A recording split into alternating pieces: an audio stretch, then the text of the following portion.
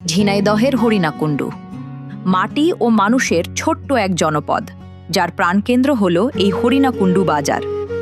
ঠিক এইখানে একসময় দাঁড়িয়েছিল জরাজীর্ণ পুরনো একটি মসজিদ।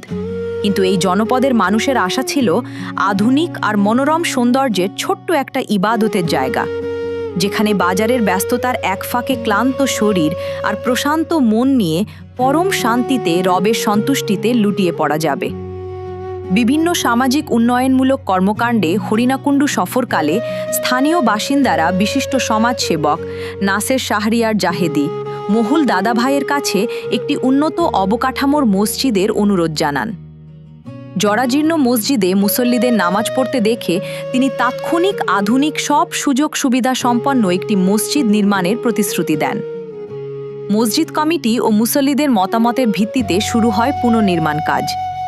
দীর্ঘদিনের নিরবিচ্ছিন্ন প্রচেষ্টায় তৈরি হয় এই দৃষ্টিনন্দন মসজিদটি, যেখানে যুক্ত হয়েছে আধুনিক শীতাতপ নিয়ন্ত্রণ ব্যবস্থা ও উন্নত সব অবকাঠামো, যা বদলে দিয়েছে হরিণাকুণ্ডু বাজারের পুরো সৌন্দর্য।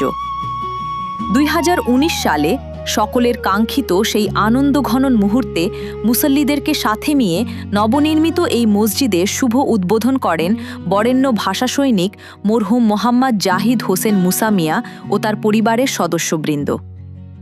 আগত মানুষের ভালোবাসায় সিক্ত হয়ে সেদিন আবেগাপ্লুত হয়েছিলেন এই মহান ব্যক্তিত্ব। মানবতা সেবায় এমন উন্নয়নের ধারা অব্যাহত থাকবে বলে তিনি আশাবাদ ব্যক্ত করেছিলেন।